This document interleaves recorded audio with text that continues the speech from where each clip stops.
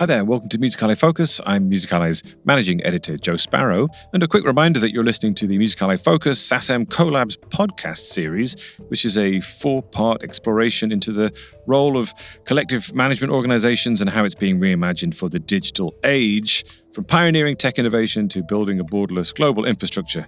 We're looking at how the strategies and services are ensuring that creators are thriving today in this rapidly shifting and extremely fragmented global ecosystem. It's clear that music consumption today is a borderless system, but those other systems that manage it have historically been national. In the first of a special 2-part focus, we're joined by Caroline Champarnaud, Sacem's Director of International, and Julien Dumon, the Director of Digital. We're discussing the global rights engine, how CMOs are evolving into interconnected global infrastructure players in this new environment. We're going to explore how the challenges of global metadata shift, why international partnerships with organizations like ASCAP and GEMA are more vital than ever, and how Sacem is scaling its systems to match the explosive growth of music streaming in emerging markets.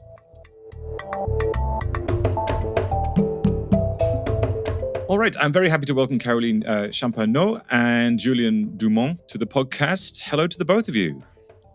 Hello. Hi, good to hear from you.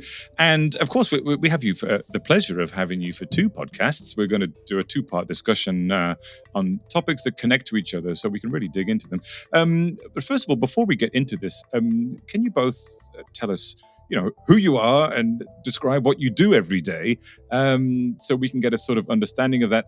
Caroline, can we start with you, please? So I'm Caroline Champarnaud. I'm Director of International at Sacem. I'm a member of the Executive Committee. I'm in charge of entertaining the relationship with the CMOs in the world, plus supporting all the departments of Sacem with international affairs and negotiating international partnerships as well. And prior to that, I was in charge of digital. Great. Okay. And thank you very much. And Julien. Hello, Joe. Thanks. So I'm Julien Dumon. I'm in charge of all the digital activities at Sacem, also part of the executive committee.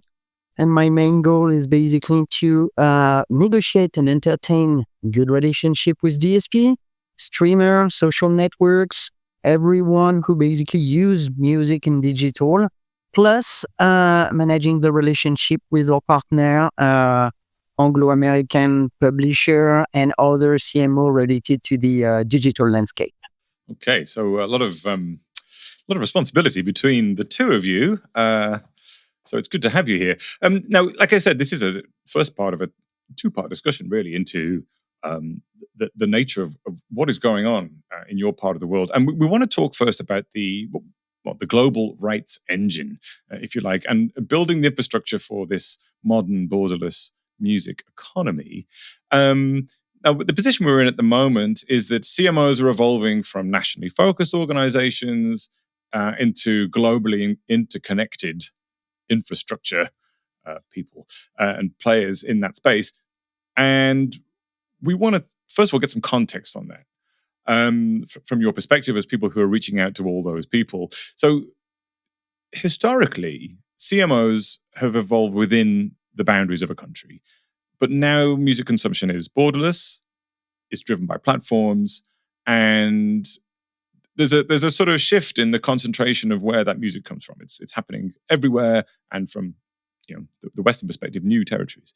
So what's driving this shift towards greater international collaboration? And can you give us some examples of that between, Sacem and the other sort of CMOs or people that you connect with? Well, actually, CMOs have been international from the very beginning. Sacem is celebrating this year its 175th anniversary. Among our first members, we had Giuseppe Verdi, for example. Right. So our membership is very international already. The oldest agreement that is still in place, with a CMO, was signed in 1937. So as you can see, we've been international from the beginning. Right.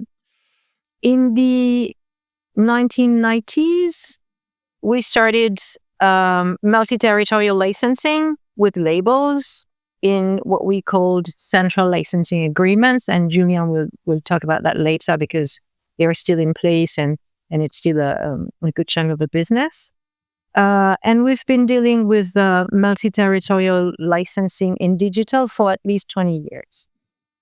Right. So it's true that we are more and more international, but we've always been. And we're also celebrating this year the 100th anniversary of CSAC, the International Confederation of Author Societies. It means that we've been working together for at least a century to exchange rights, to exchange royalties, and to partner in some cases. Okay, so it's a combination of same as it ever was, this international outlook, but of course there has been an acceleration in Of course. How this is happening, the scale at which it's happening, and the needs of songwriters and artists and CMOs and everybody in that ecosystem, right? So to focus on this shift a little bit, this sort of more recent digital shift, how does it redefine the role of what a CMO is in the modern global ecosystem? Today, and actually it will depend on the CMOs, but into the digital ecosystem, CMOs such as Sacem become more and more a hub on many different aspects: licensing, technological processing, all of this. What is important and where there is an absolutely need of collaboration, especially between CMOs, is mainly with respect to how we better identify, how we better match the different contents and the different works belonging to each other. I guess the people we work for, I mean, the authors, composers, and music publishers, they have precise focuses of their own. Like for the creators to create and for the publishers, to make sure the works can find a public. Everything else is handled by the CMO, I would say. Right. When I say everything else, meaning registering the works, making sure they are identified when they are played, wherever they are played, on DSPs, platforms, on TV, in live performances, etc. And the works are becoming more and more fragmented in a way that 15 people may collaborate on the same work. And it's not easy, for one single creator to try and find all the signatures of all the partners who worked on the work, etc. So this is our job, to handle the data in the end. And this is where we are focusing and where we are investing as well, I would say. And that's also a very modern phenomenon, isn't it? There's always been multiple composers on pieces, but now that can be very fragmented and very complicated, right? So this change is happening. Is this reactive to these sort of bigger, more complex shifts that are happening in terms of creation and need of the various partners?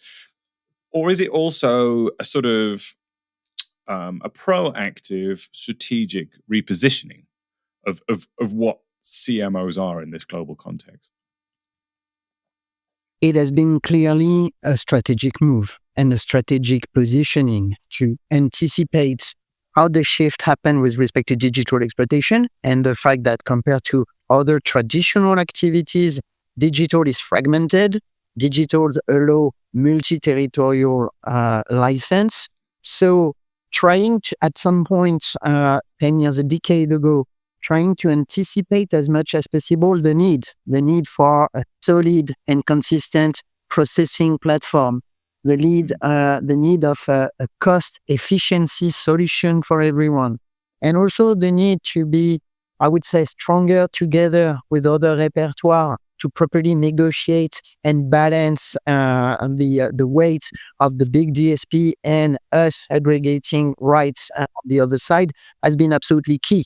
And this has been the travel of direction Sacem has taken. I see.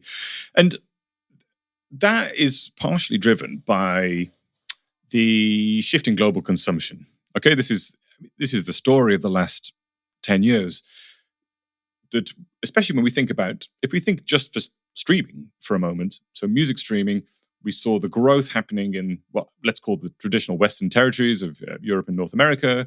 And then we're seeing this rapid adoption and desire for streaming everywhere else now. And this is, like I say, this has been the story for a while. Of those regions outside of the traditional Western regions, which of these high potential markets sort of represent the most growth and the most exciting potential in terms of both consumption and then the subsequent rights collection? I would say the Middle East to start with. Okay. And we are speaking a lot about streaming and DSPs, etc. But traditional usage of music is also a thing.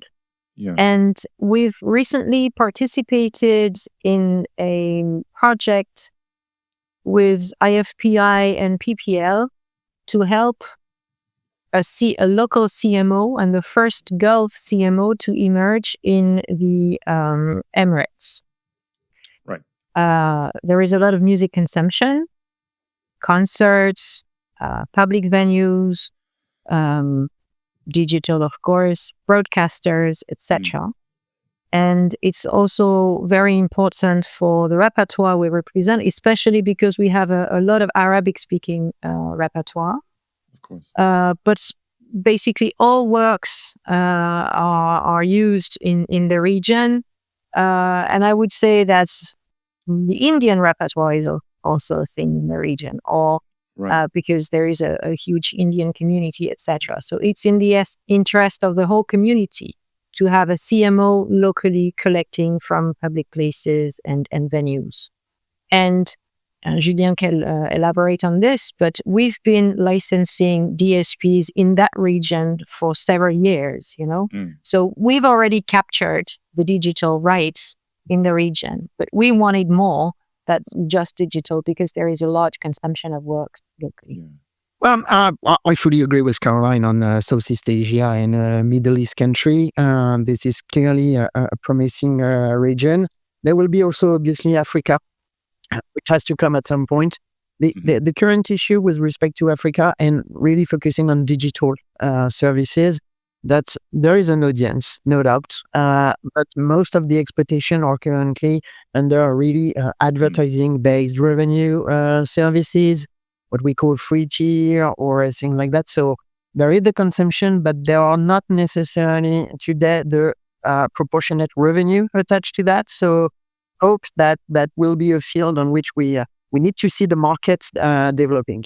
But in your question, we mentioned first the let's say the territorial scope where there could be some growth, but there is also some dedicated markets, and I'm thinking about shorts content, everything related to user-generated content, reels, shorts, all of this. This is actually something we absolutely need to capture, and we are focusing on this because everything related to rising mobile-first platform and short content production is something which is key, and where the music is actually a really important component. Right, and of course, if you speak to people working in music, one of the key things from when they're working with artists is now to bring the audience in and involve them as not just consumers, but as people who are creating clipping and creating short content and sharing. So this, I presume that this sort of short content and the reuse of existing music is only going to grow, globally as well. It is absolutely, and this is where we need more than ever some really good tools and collaboration altogether with respect to proper identification of the works and the musical works, matching tool, and obviously fair negotiation. We're talking about infrastructure growth. We're talking about negotiations and building these connections. Are your strategies different for each of these different places? Do you find that each area in the world presents different challenges in terms of how you connect and build there? Yes, of course, because not all of them act from the same legal background to start with. Right. So this is a first point. Is there room for a CMO? Must the CMO be licensed, by the local authorities? How do they accept some help? How do they require some help sometimes? How can we build partnerships? And the usages may be different. Julien was speaking about Africa. In a very small monetized environment, maybe our focus will be on broadcasting because it brings more value to the rights owners for the time being. Or thanks to our close relationship with the DSPs, how can we make sure the DSPs keep on investing, and monetizing some territories?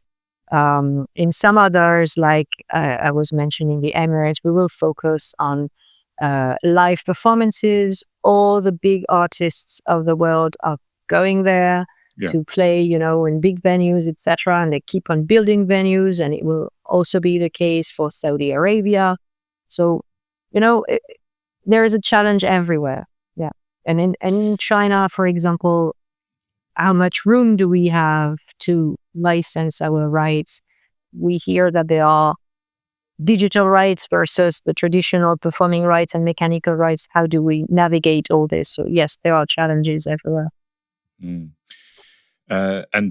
one that I think will keep you very busy, I'm sure, negotiating all those different approaches to, especially the legal ones. I'm sure that's a lot of fun. One thing you've both mentioned is when we talk about infrastructure is data sharing, metadata, and it is the classic global challenge, isn't it, of sharing data, connecting data, matching data, and it's been like that for the whole industry for a very long time. Let's say maybe if you've been around for 175 years, I feel like probably it's been a challenge that entire time. But how, from your perspective, you are really really deep in this challenge. So how are those data exchange and standardization efforts progressing at the moment? I think this is progressing pretty well because the whole industry acknowledged the importance of those metadata and enrichment in general. There is two ways where we can see such progression. First, thanks to all the global forum and specific organizations which have been set over the past decade, such as DDEX, such as the TOGI in Europe, such as the initiative from CISAC. But there is also, in order to at some point speed up the process and address specific urgent needs, some bilateral discussion we could be set between leading CMOs at least, or other opportunity with a technical startup and so on. So let's really consider that we have to be absolutely open-minded in the way we're trying to enhance all this data exchange. And of course, in this increasingly globally connected industry, maybe this is a bit of a turning point because everybody benefits from this and will increasingly need it. So perhaps this is a time where finally we'll get these kind of, as you're saying, these kind of breakthroughs. How does, sort of in a practical sense and maybe a political sense, how is Sacem contributing to this, building this and making this better? We are among the most active societies on these topics. We sit at the board of all international organizations. So we are the board of DDEX, of course, at the board of CISAC, very involved in the various, technical committees. We are also leading conversations within the TAOG, so the Technical Online Working Group for Europe, that combines all the direct licensors in Europe. And we do have specific partnerships, and we announced last year or the year before a strategic partnership with ASCAP on some technical matters, such as establishing a reliable links database between sound recordings and works. So we are on it. And we share all these data with our members and partners, because to us, transparency is key. And we are more than happy to share the data that we gather and that we process with our members and partners. And are you feeling that there is a sort of change in that let's say traditionally slightly protectionist approach to data? Is there a sort of growing consensus around sharing? And of course. And CSAC has an international database. All the CSAC members are connected and exchange data and have been doing so for decades. So otherwise, how can we make sure that we represent properly the ASCAP repertoire when an American work is played in France? And how can we make sure that our repertoire is properly represented in Japan if we don't share this information, you see? Yeah. You've both said that there's positive change happening. What are the challenges then you still see in front of you in terms of, I don't know, rights management or processing that, as there's an expansion of need in territories, there's new platforms, there's a lot more music being created. What are the challenges in front of you? I think there are at least two main challenges. Is how the propagation of the information with respect to repertoire changed is implemented.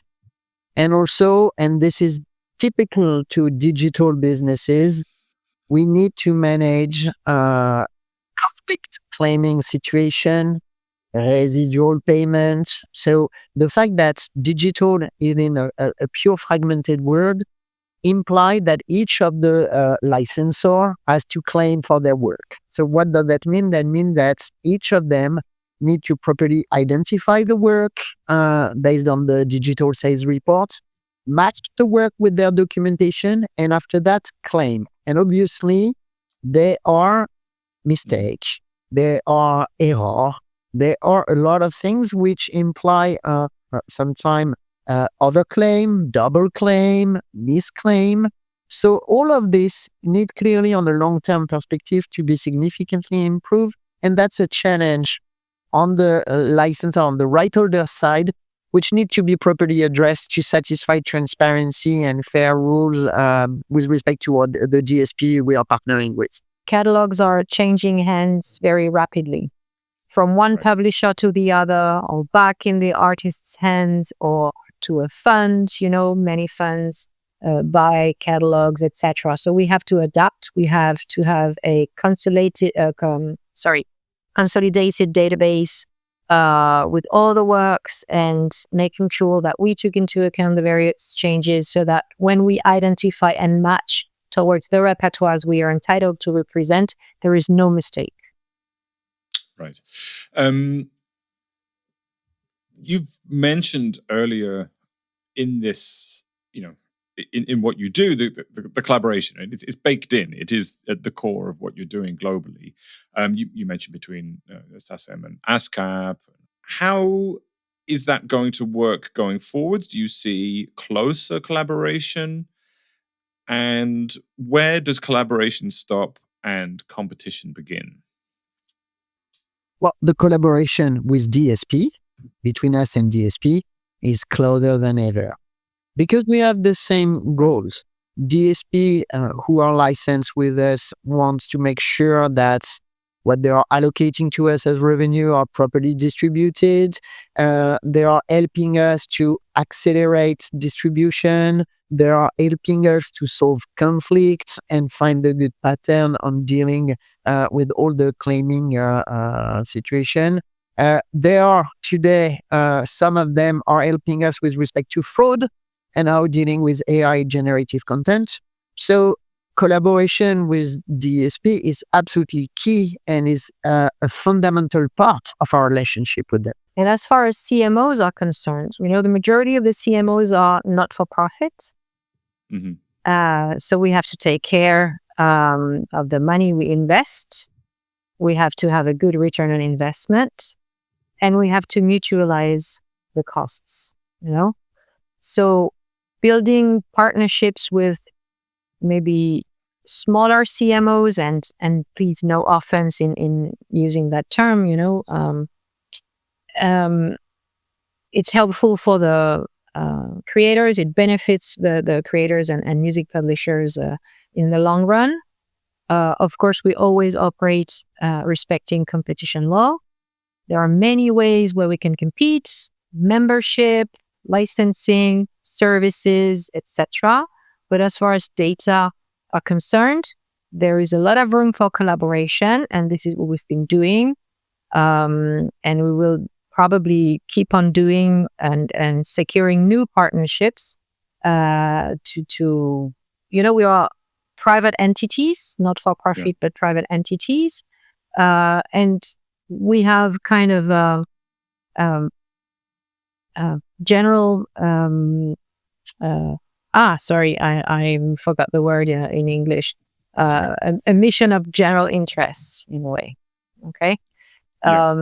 So by partnering with other societies, we can fulfill this mission. They can fulfill their mission because we're all working to the benefit of the rights owners. When we talk about innovation, we often think about technology, but it can be different types of partnership, different types of strategic approach. How are you using this approach to innovation to build that better future? That's clearly one of the most important vertical of our strategy, innovation.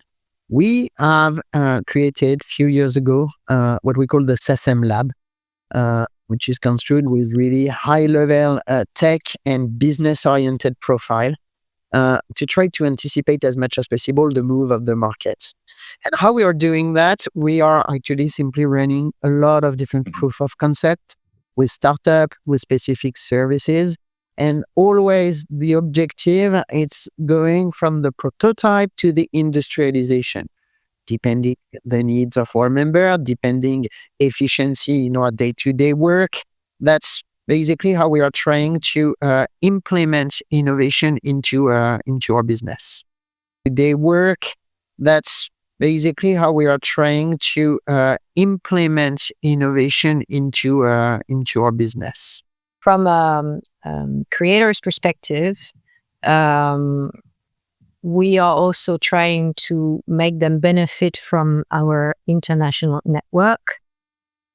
In the recent years, we organized some song camps for them to meet with creators of other countries and have more international reach with our works. So we organized a song camp with Korea and CTGA, a local Korean publisher. More recently, we organized a song camp with an American folk music publisher and label.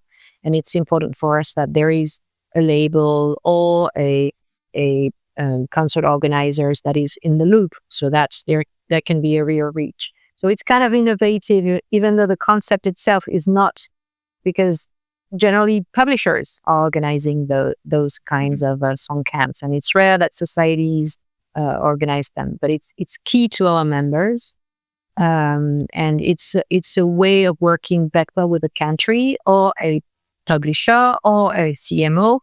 And it's part of the innovative landscape that we are building.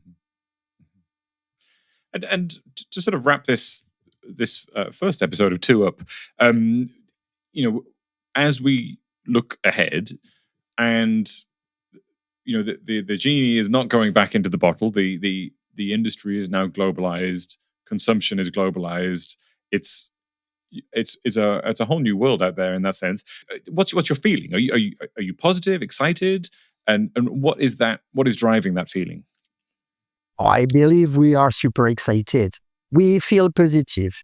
We feel excited. Highlighting this, we know that obviously there is this AI issue or opportunity coming, and which might scare some of people and so on. But the reality is that I'm pretty sure that the industry, thanks to all the challenge they survived by the past, and I'm thinking 25 years ago when peer-to-peer arose, and when streaming switch has happened and so on, we are in a much better shape together to address the new AI challenge than we were 25 years ago.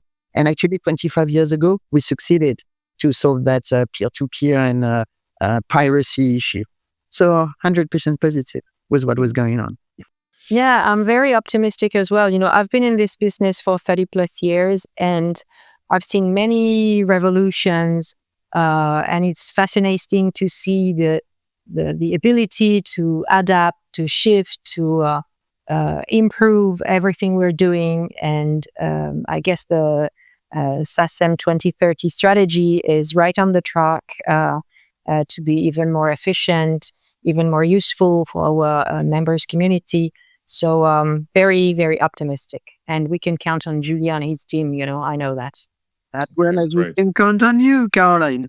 I hope so. Look at that, a moment of unity at the end of the podcast. That's a delightful way to end. And of course, we're going to talk to you again in a forthcoming podcast very soon, because this global infrastructure you talked about only works if it ultimately serves the creators, and their needs are evolving just as fast as the systems that are built to support them. So in the next episode, we'll discuss that evolution and what you are doing to connect with them and to support them and that world as well. So stay tuned, folks.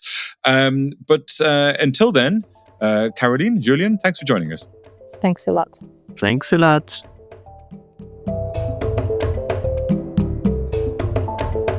Okay, that's it. You will find links to everything we discussed below and around this podcast. And as well, don't forget that this is one of 4 in the series, and you should be able to hop around your podcast player and find the other episodes. We'll put links to that too beneath the podcast. If you've enjoyed that, please do share it on with someone else who you think will get something out of it.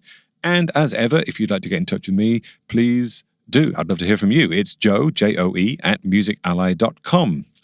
Okay, so that's it for this week. I've been me, you have been you. Thanks for joining us, and see you next time.